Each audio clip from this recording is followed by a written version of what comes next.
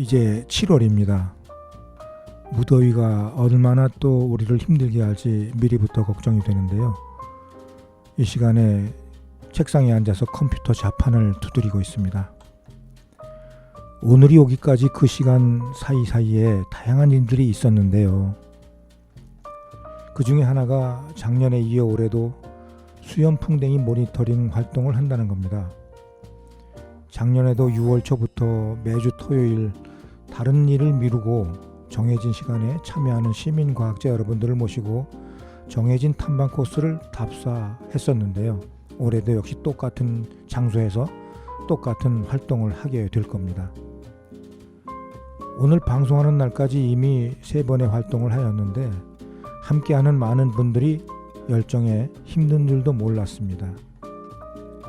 어느 한 부분에 관심을 갖는다는 것이 삶의 에너지가 되고 젊음을 유지할 수 있는 나만의 든든한 버팀목이 됩니다. 그래서 뭐든 열심히 하는 것이고 하기로 되어 있으면 끝까지 해보는 저입니다. 이번 활동의 끝이 참 궁금해집니다. 또 하나는 세종환경교육센터에서 공모한 우수환경교육 프로그램에 우리 협동조합이 선정이 되어서 또 분주한 시간을 보내고 있습니다. 내용은 군 장병들을 위한 생활형 환경 프로그램이었는데요. 이제는 군부대 교육을 위하여 부대를 찾아 홍보하고 교육을 할 수 있는 일정을 잡기에 분주한 시간을 보내고 있습니다. 다행히 며칠 전에는 인근 부대에서 약 50여 명의 장병들을 모아놓고 교육을 첫 번째로 하였습니다. 뜨거운 열기와 참여에 대단히 고무된 시간을 보냈는데요. 이런 시간이 저를 다시 힘이 나게 하는 그런 시간이 되는 것 같습니다. 이렇게 무언가 내가 좋아하는 일로 열심일 때 가는 시간이 아깝지 않더라고요. 자, 오늘도 잠시 마음을 쉬어가는 시간, 여기용의 문학 산책, 노래 한 곡 듣고 시작합니다. 주현미가 부릅니다. 최고의 사랑.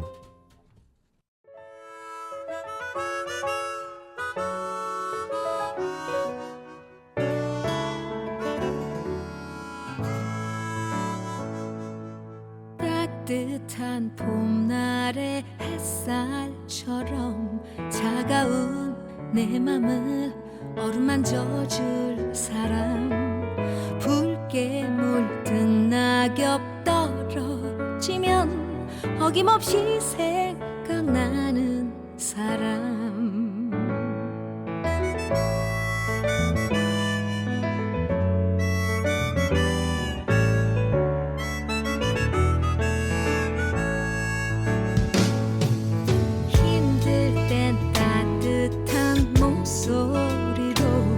언제나 내 맘을 위로해주는 사람, 아름답게 물든 꽃잎처럼 가슴을 피어나는 사람, 사랑할 수 없는 나의 아픔까지 말없이 다가와서 감싸 안아준 사람, 다시 오직 넌 나에게 최고의 사랑.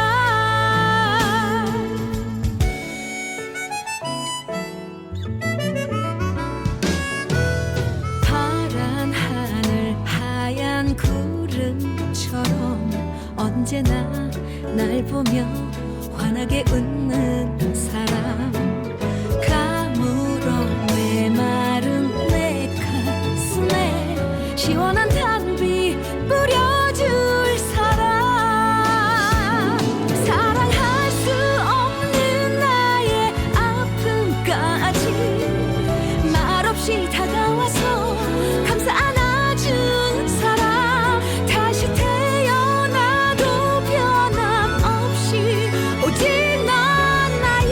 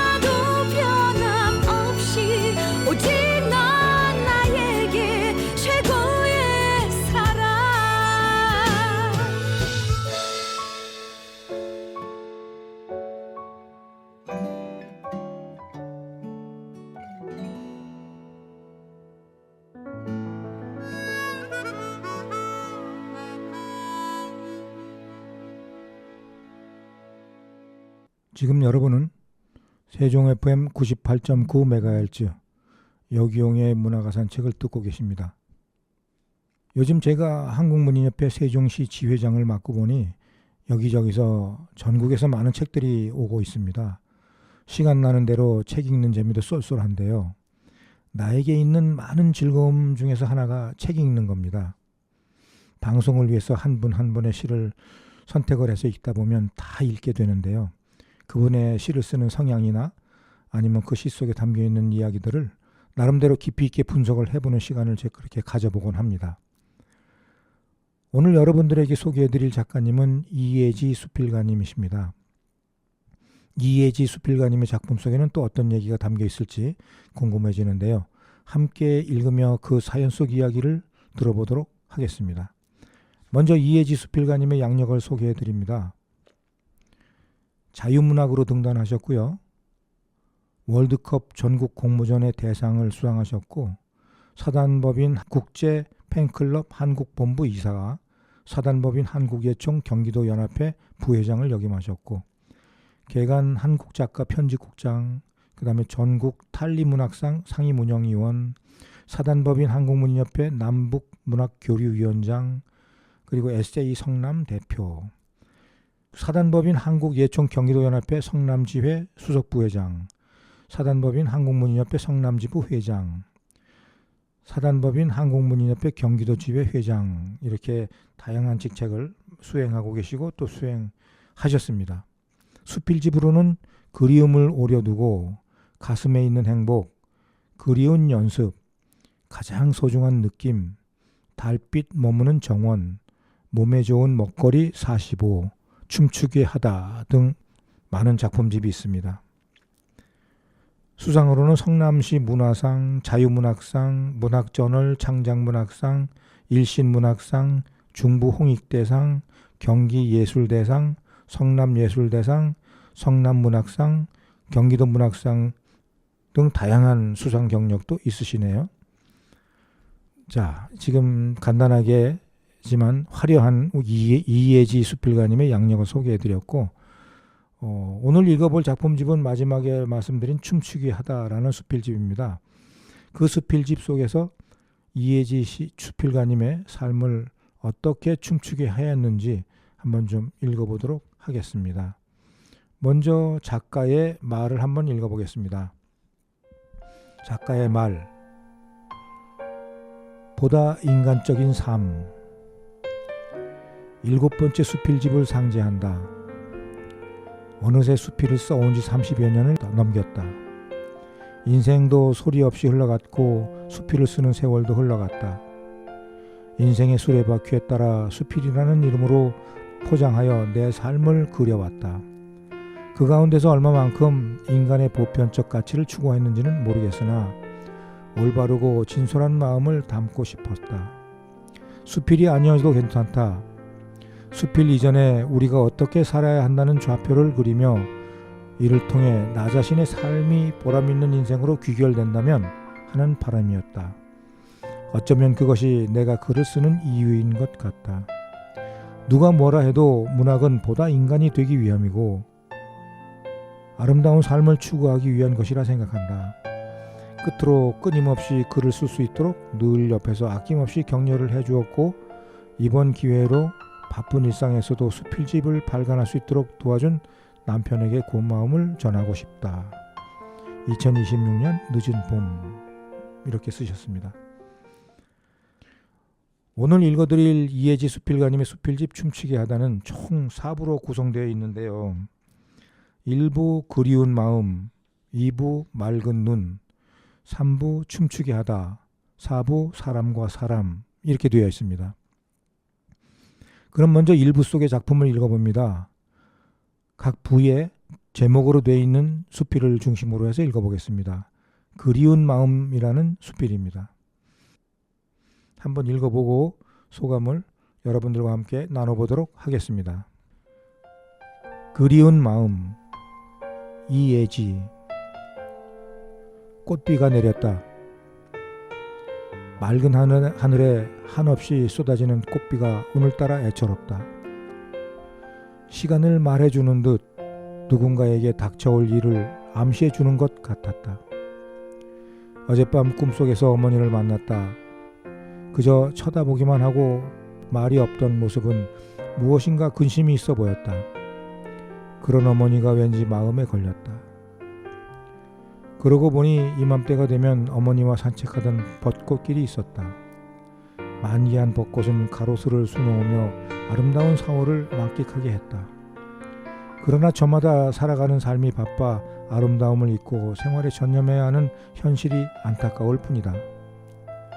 어머니가 머물던 곳에는 이제 조카와 언니가 살고 있다. 영정사진을 보면서 어머니의 삶을 기억하고 즐거웠던 때를 떠올려 보지만 허한 마음이 채워지지 않는다. 나의 가족은 그런 나를 이해한다. 그것은 생전에 자식이 다 하지 못한 도리가 있다는 것을 알기 때문이다. 벚꽃이 만개하고 목련이 한창인 4월 어느 날 어머니는 산나물을 많이 뜯어왔다. 그 나무를 삶아 말려 저장해 놓는 것을 계절을 마다 않고 행하던 일이었다. 두릅이며 취나물 등 갖은 나무를 많이 저장해 두었다. 입맛이 없거나 생각날 때 밥상에 올려두었던 식품이기도 했다. 먹을거리가 중요시 되면서 식품에도 등급이 나눠지고 있는 현실이다. 무엇을 먹을까 고민해야 하고 건강을 위해 나트륨 섭취에 신경을 써야 한다. 성인병을 비켜가려면 우선은 싱겁고 식품 고유의 맛을 즐길 줄 알아야 한다.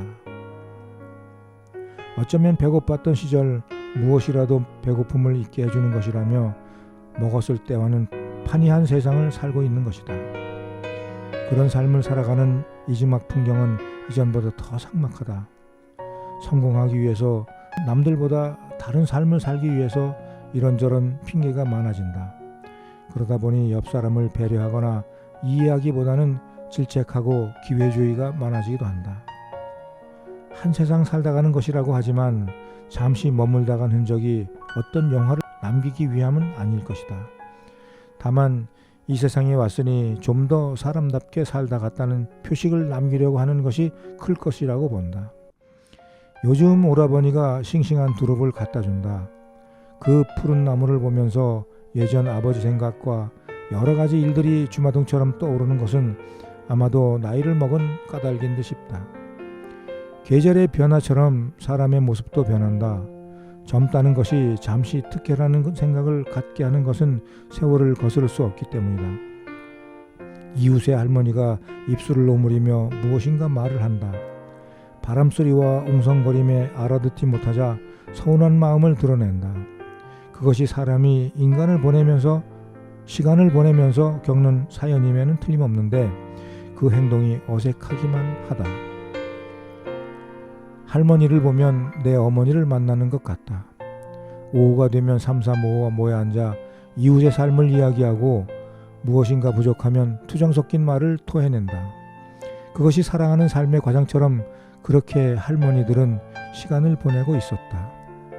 가끔 그 앞을 지나칠 때면 잘못한 일이 없어도 불편하고 손에 먹을 것을 들고 가면 그래도 마음이 조금 편안해진다. 나누어 줄 것이 있으면 편해지는 것은 누구나 부모가 갖는 마음일 텐데 그 마음을 알아주지 못함을 서운해하는 할머니들, 세월이 갈수록 각박해지고 인심이 야박해지는 현실은 누구의 탓도 아닐 것이다. 그만큼 삶이 주는 즐거움이 줄어들고 고령화가 불러오는 현상일지도 모른다. 나이를 먹고 이별을 준비하는 것도 용이치 않는 현실을 탓하기보다는 미리 준비하는 마음이 필요한 시기다. 사람이 모이는 장소에서 만나게 되는 우리네 자화상, 그 사람들이 세상과 단절되면 여러 가지 문제점이 발생한다. 젊은 사람들은 나이 든 사람을 좋아하지 않는다. 그것이 고정관념이 지배하는 사고 때문일 거란 생각이다. 고령화가 불러오는 폐단은 젊은 사람들과 소통이 안 된다는 생각을 갖고 있다. 그 생각이 틀린 것이 아니지만 모두가 그런 것은 아니다. 때론 젊은 사람들보다 생각이 지혜롭고 번뜩이는 아이디어가 있다는 사실을 잊어서는 안 된다. 그렇기 때문에 사람은 모여서 집단을 이루고 그곳에서 행복을 찾는다는 사실을 잊지 말아야 한다. 네, 어떻게 읽다 보니까 그냥 다 읽었네요. 자, 그리운 마음, 이 글의 그 첫 시작은 봄이 돼서 봄나무를 뜯어오시던 어머니가 그리워서 그 생각을 하면서 쓰기 시작을 했는데, 그 어머니를 보면서 마을 할머니들을 또 이렇게 비교해서 보시게 되셨네요. 사실 그렇습니다. 요즘에 어르신들이 생각이 자꾸 편협해지는 부분도 없지 않아 있는 것 같아요. 어느 동네에 가면 마을회관에 어르신들이 많이 모이기도 하고 또 소수에 모이기도 하는데, 그 모임 속에서도 참 개성이 강한 어르신들 때문에 잘 모여지지도 않고, 또 몇몇 사람들의 그런 아집 때문에 그 모임 자체가 즐겁고 행복한 모임이 안 되는 것들을 많이 보아왔습니다. 자, 그런 부분도 여기에 언뜻 이렇게 비춰진 것 같아요. 할머니들의 모습에서 그런 것들을 이렇게 유추해 볼 수가 있었습니다. 자, 이렇게 우리가 사람 살아가는 방법이나 사람 살아가는 모습들이 참 다양하다는 생각을 하고요. 그 모습 속에서 우리는 어떻게 살아야 즐겁고 아름답게 살 것인가 라는 생각을 해야 되겠죠. 그것을 하는 것이 내 마음을 들여다보는 일이고, 내 마음이 어느 곳에 머물고 있는지, 어느 곳에 기대어서 의지하고 있는지, 이런 것들을 한번쯤 생각해 볼 필요가 있다 생각을 합니다. 자, 이렇게 좋은 글 읽었고요. 나름대로 조금 좀 생각나는 부분은 이렇게 조금 매끄럽지 않은 그런 연결 부분이 좀 있는 것 같이 느껴지기도 해서 아쉽기는 합니다만은, 그래도 나름대로 우리 이혜지 선생님께서 하고 싶은 얘기를 충분히 공감할 수 있었습니다. 자, 여기서 노래 한 곡 듣고 오겠습니다. 조정현이 부릅니다. 그 아픔까지 사랑한 거야. 들어보고 시작하겠습니다.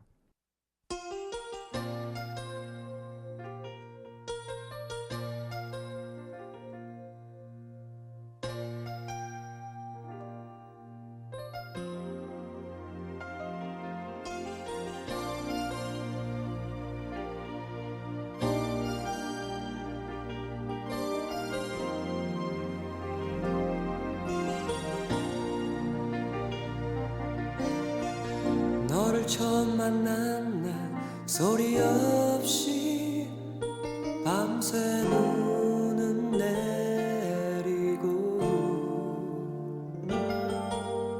끝도 없이 잦아드는 기다림, 사랑의 시작이었어. 길모퉁이에 섰어 눈을 맞으며 너를 기다리다가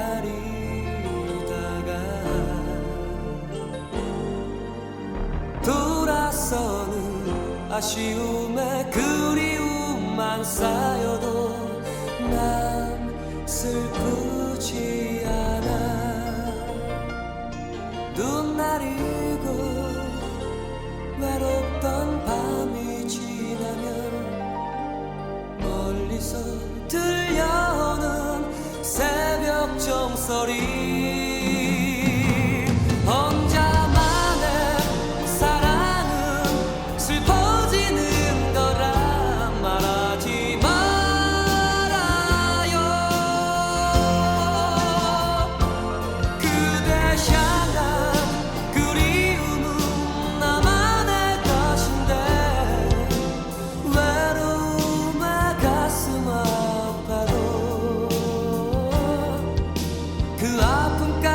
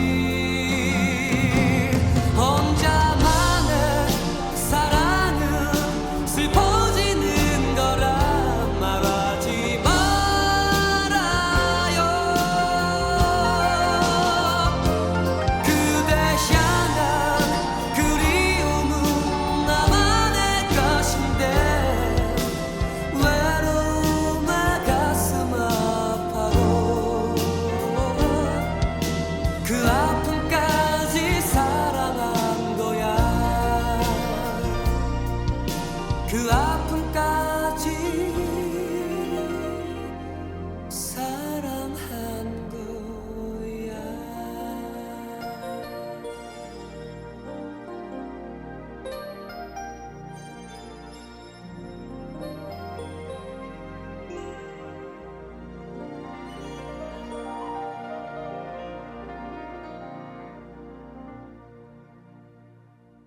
지금 여러분은 세종 FM 98.9MHz 여기용의 문화가산 책을 듣고 계십니다. 자, 이어서 또 다른 작품 읽고 한번 감상해 보겠습니다. 2부의 작품인데요. 맑은 눈이라는 수필 읽어보겠습니다. 맑은 눈, 이예지. 입춘 대길이다. 예년에 내리지 않던 눈발이 쏟아졌다. 밤새 내린 눈은 사냐를 하얗게 수놓았다. 코로나19로 사람들의 심신이 피로해져 있을 때 기후는 아랑곳 없이 시간을 보태고 있었다. 겪어보지 못했던 팬데믹 현상을 1년을 보내며 정부 시책에 따랐다. 그러나 환경이 좋아질 거란 기대와는 달리 다시금 견뎌주기 바라는 것은 자영업자에겐 시한부 같은 것이었다. 매출이 줄어들고 가게를 운영하는 사람들은 임대료에 허덕인다. 그도 그럴 것이 사람들이 거리에 나오지 않으니 운영하는 것도 어려운 현실이다. 꿈을 갖고 사업이라고 벌려놓은 사람들은 그에 따른 이자와 먹고 사는 일들이 힘들다며 하소연하는 현실에 놓여있다. 누가 이런 답답한 마음을 헤아려 줄까? 거리는 한산했다. 코로나 확진자가 많이 나오는 날에는 더욱 그러했다. 며칠 동안 햇빛이 따뜻하여 거리에 나오니 눈은 찾아보기 힘들었고 봄 기운이 완연했다. 사람들은 마스크를 하고 있어 평소 자주 만나지 않던 사람은 알아보기 힘들었다. 내 옆을 휙 하고 지나가는 여인이 무슨 일인지 씩씩거리며 지나갔다.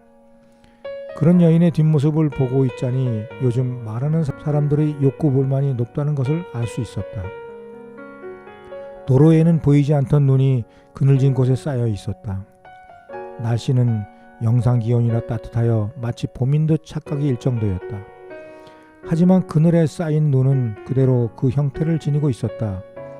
그러나 그 눈도 시간과 온기가 더해지며 조금씩 녹아내릴 것이다. 요즘 사람들은 새로운 코로나 레드 현상이라 하며 분노를 표출하고 있다. 마음대로 나올 수 없는 외출과 대면할 수 없는 현실에 대한 무력감에서 비롯된다.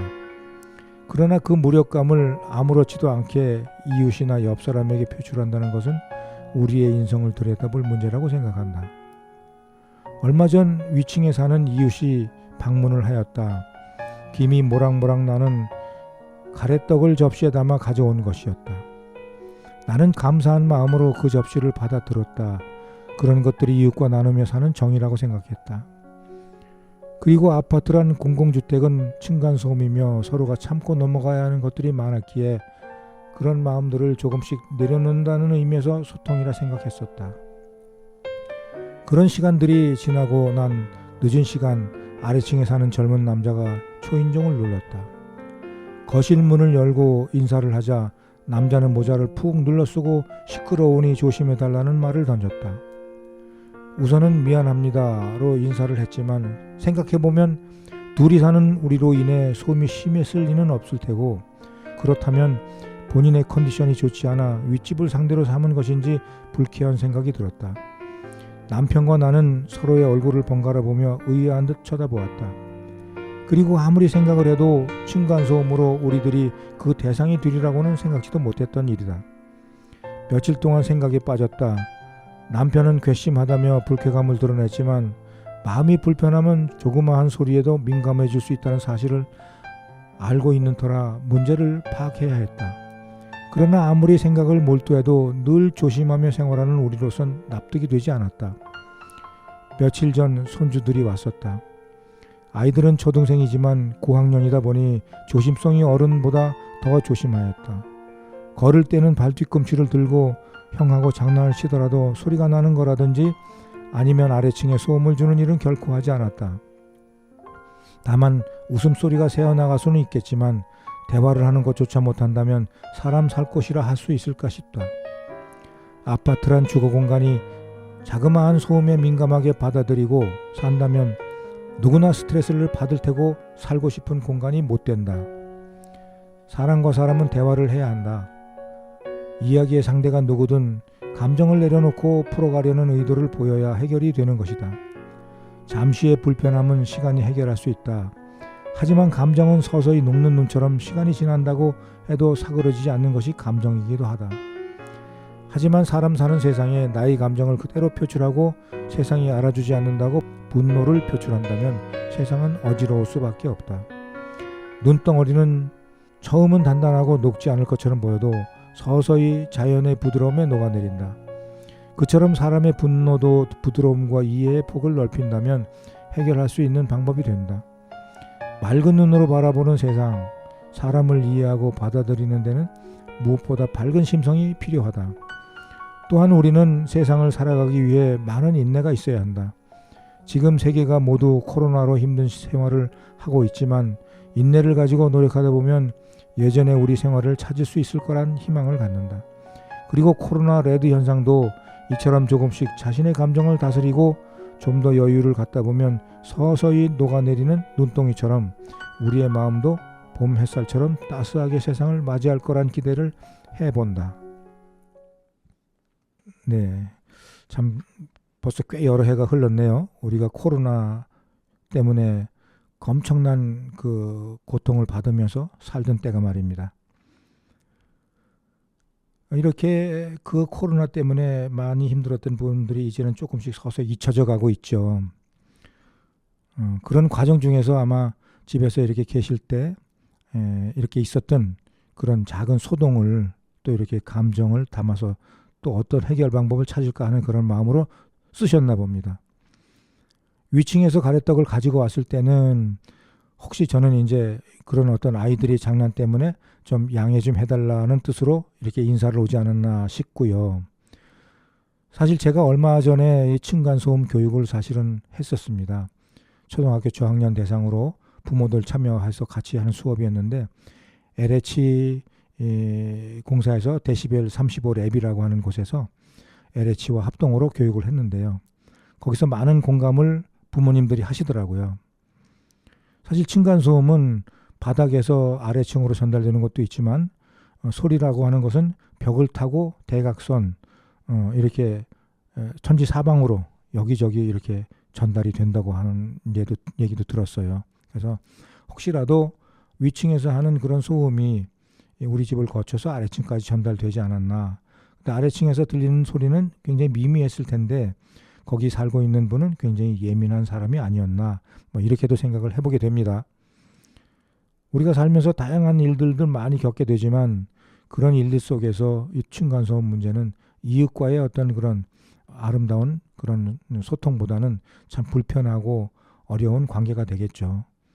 자, 엘리베이터에서 가끔 마주치기도 할 텐데 어색하지 않도록 먼저 인사 나누고 웃는 모습으로 맞아주면 그런 서운했던 마음들도 서서히 풀려나가지 않겠나 이렇게 생각을 해봅니다. 자, 잠시 노래 듣고 이어가겠습니다. 김현식이 부릅니다. 비처럼 음악처럼.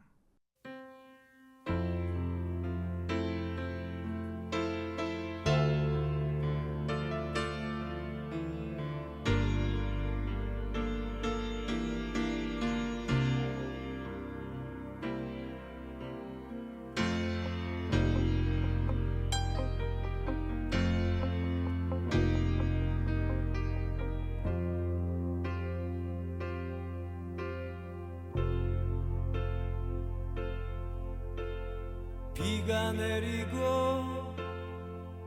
음악이 흐르면 난 당신을 생각해요.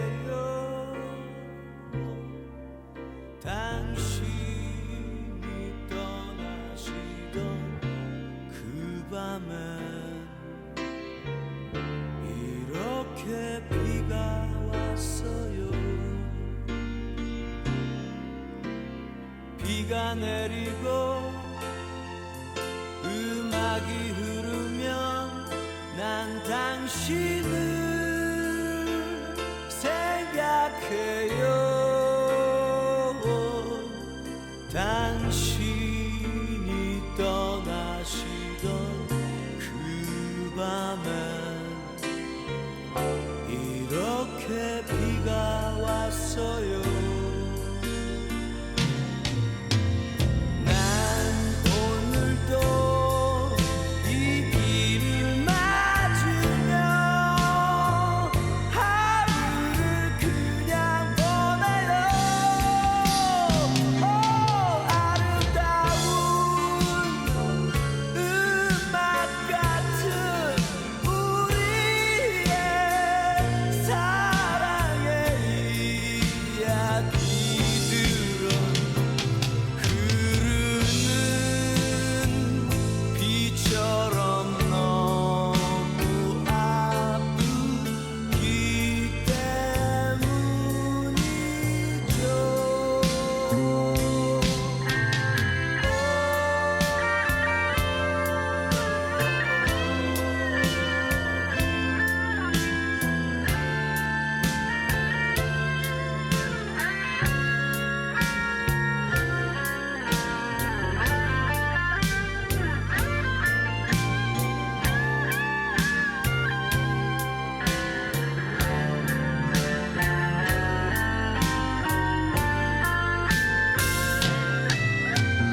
난 오늘도 이 비를 맞으며 하루를 그냥 보내요. 아름다운 음악 같은 우리의 사랑의 이야기들은 흐르는 비처럼 너무 아프기 때문이죠.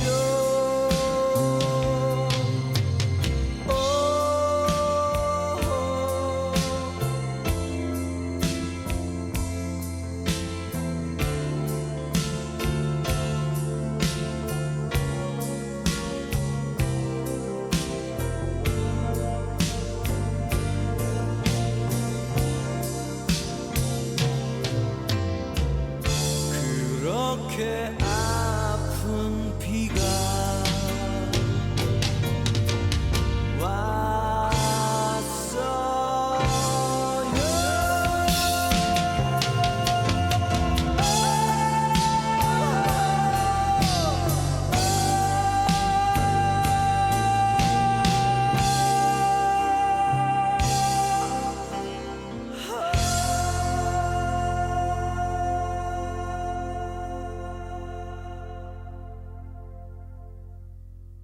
자, 이어서 다음 작품 읽어보겠습니다.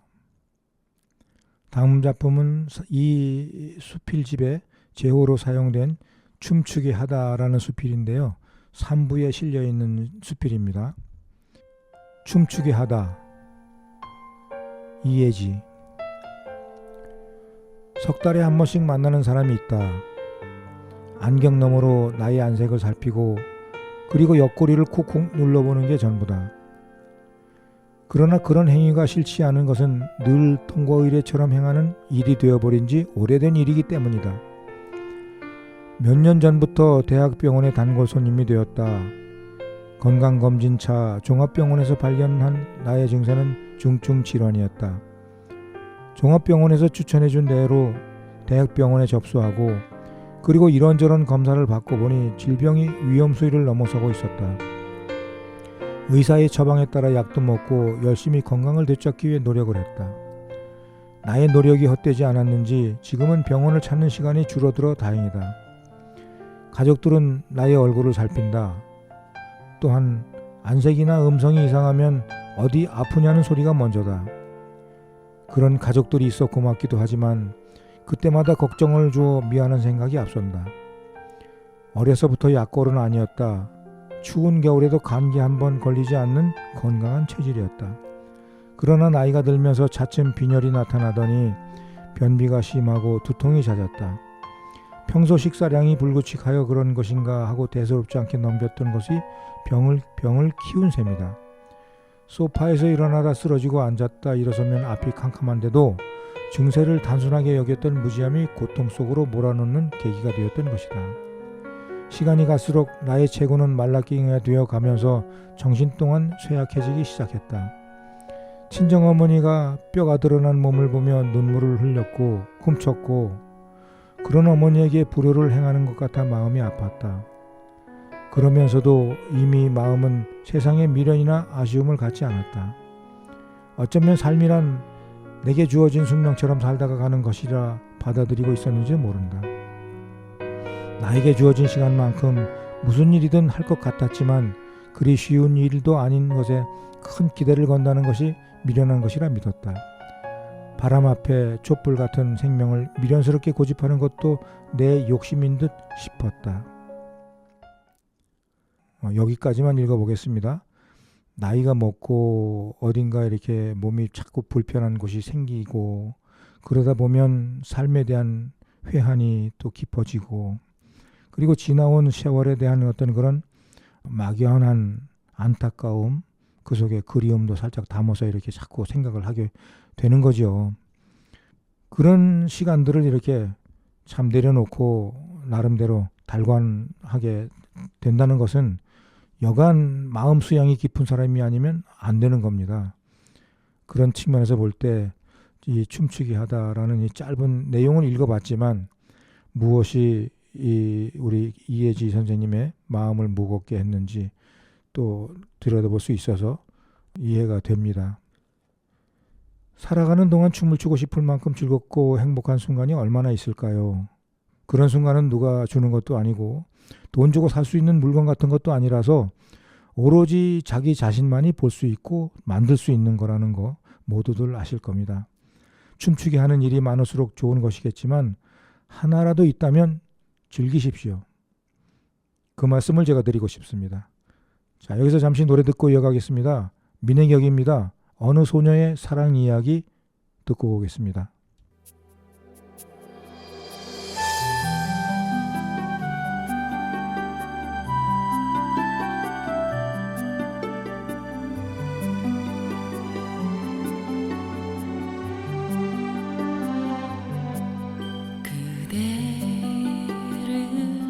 만날 때면 이렇게 포근한데 이룰 수 없는 사랑을 어쩌면 좋아요. 미소를 띄워봐도 마음은 슬퍼져요. 사랑에 빠진 나를 건질 수 없나요? 내 인생의 반은 그대에게 있어요. 그 나머지도 나의 것은 아니죠. 그대를 그리워하며 살아야 하니까.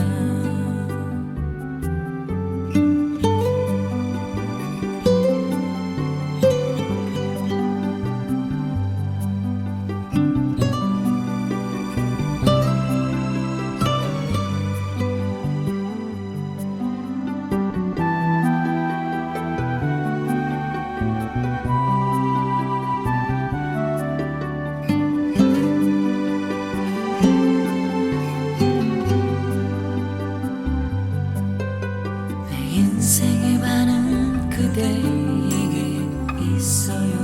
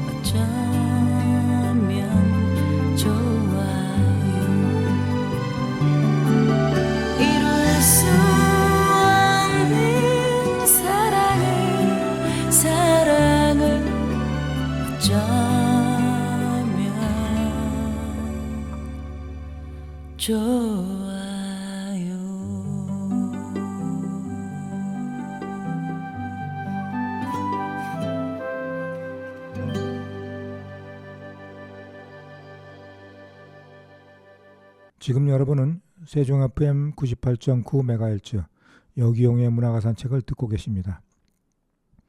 노래 잘 들으셨는지요? 참 오래된 노래인데 귀에 익어서 그런지 지금 다시 들어도 좋습니다. 자, 이어서 읽어드릴 수필은 마지막 4부의 작품입니다. 사람과 사람이라는 제목의 수필인데요. 읽어보겠습니다. 사람과 사람, 이해지. 계산이 빠른 사람이 있다. 늘 계산 앞에서는 느린 나와는 달리 머리 회전이 빠른 사람을 보면 놀라곤 한다. 그녀는 자신의 입장을 순식간에 바꾸기도 하고 입담으로 주변을 놀라게 만드는 재주가 있었다. 그러다 보니 남들보다 재산도 많이 늘려놓고 노후는 신경 쓰지 않아도 된다는 그녀의 말에 주눅이 들고 만다. 재주라곤 밥 짓는 일밖에 없고 자신 있는 것도 별로 없는 사람이다. 그래서 그런지 가끔씩 자신을 채찍질하면서 노후에는 어떻게 보낼까 하고 걱정을 한다. 하지만 살아있는 입에 거미줄 치려 하는 말처럼 살아있는 사람은 살기 마련이다. 시대가 많이 변하고 있기 때문이다. 21세기 첨단의 시대라 불리는 이즈음 로봇에서부터 인지기능이 있는 사람을 대신할 기계가 늘어나고 있는 현실이다. 예전에 언제부턴가 바코드 시대가 돌아올 것이라고 말하던 것이 현실화되고 있다. 현금을 가지고 다니던 시대에서 카드로, 이제는 카드가 필요 없이 스마트폰만 있으면 된다. 스마트폰 안에 모든 정보가 들어있어 편리한 생활이 된 것이다. 그러다 보니 급속히 변하는 만큼 사람이 따라야 하는데 그것에 미치지 못하는 경우를 종종 보게 된다. 젊은 사람들은 기계에 익숙하다. 하지만 나이가 먹은 사람들은 기계에 적응하지 못해 실수하는 경우가 생긴다. 그런 것을 교육시키는 곳이 없고 서로 정보를 교환하는 수준이다 보니 황당함을 겪을 때가 많다. 얼마 전 차량 서비스 센터에서 고치지 못한 기계를 아들은 몇 번의 손동작으로 고쳐주었다. 자격증을 가진 기사도 못 고쳤을 것을 이리저리 만져보고는 문제를 해결하는 능력을 보면서 젊은 사람들의 재주에 놀랐던 기억이 있다. 자, 여기까지만 읽어보겠습니다. 참 우리 세상에는 다양한 사람들이 많이 있죠. 그 많은 사람들 중에서 지금 작가가 소개한 그렇게 어떻게 보면 야비하고 약삭 빠른 사람처럼 보이는 그런 부분도 있고, 또 무지하리만큼 진솔하고 솔직하고 묵묵한 그런 사람도 있습니다. 다양한 사람들이 있지만 우리는 또 함께 모여 살아야 하는 그런 사회적인 동물 아닙니까? 그런 관계 속에서 사람과 사람끼리 관계를 유지한다는 것이 여간 힘들고 어려운 것이 아니더라고요. 마음을 다해 아끼고 사랑했는데 어느 날 갑자기 이별 통보를 받은 것처럼 황당하고 가슴 아팠던 적이 누구나 한 번쯤은 있었을 겁니다. 좋은 마음으로 마음을 다했는데 상대방은 그것을 거꾸로 이용하고 그 호의를 자기 입신양명하는 데만 이용하는 사람 분명히 있고요. 전혀 그리 해야 할 자리도 아닌데 다른 데 정신 팔다가 끼어들어서 큰 소리로 핏대 올리고 상대방 무안하게 하는 사람 분명히 있고요. 그리고는 다음에 만났을 때 자기하고는 상관없었던 일처럼 모르쇠로 안면 까는 사람 분명히 있습니다. 우리는 사람과 사람의 관계를 어떻게 만들어가야 할까요? 진짜 좋은 관계라는 것은 그 관계 속에 조건이 붙으면 안 된다는 겁니다. 그냥 그대가 있어 편하고 든든하고 고맙고 말이 없어도 의지가 되는 그런 인간관계가 참 어렵더라고요. 자, 이 시간 이해지 수필가의 작품을 읽으며 많은 것을 공감하고 또 다른 삶의 흔적을 따라가며 즐겁고 행복한 시간을 보냈습니다. 다양한 작가님들의 작품을 읽고 나름의 삶의 철학을 정립하는 좋은 시간을 보내고 있으니 참 좋습니다. 다름을 알고 상대방을 이해한다는 것이 행복을 만들어가는 길이라는 것을 새삼 느낍니다. 지금까지 애청해 주신 애청자님들께 감사한 마음 전하며 다음 시간에 반갑게 또 뵙도록 하겠습니다. 오늘의 끝곡으로 혜은이의 당신은 모르실 거야 들으며 이 시간 마치겠습니다. 지금까지 애청해 주셔서 대단히 감사합니다.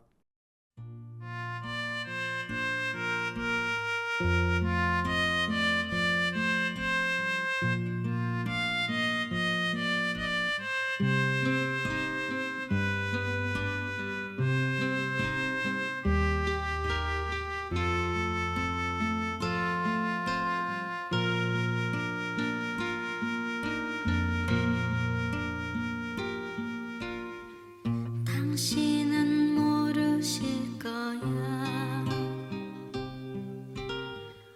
얼마나 사랑했는지. 세월이 흘러가면은 그때서 뉘우칠 거야.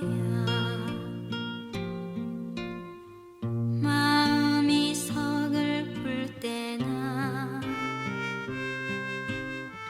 초라해 보일 때는 이름을 불러주세요. 나 거기 서 있을게요. 두 눈에 넘쳐 흐르는 뜨거운 나의 눈물로 당신의 아픈 마음을 깨끗이 씻어드릴게.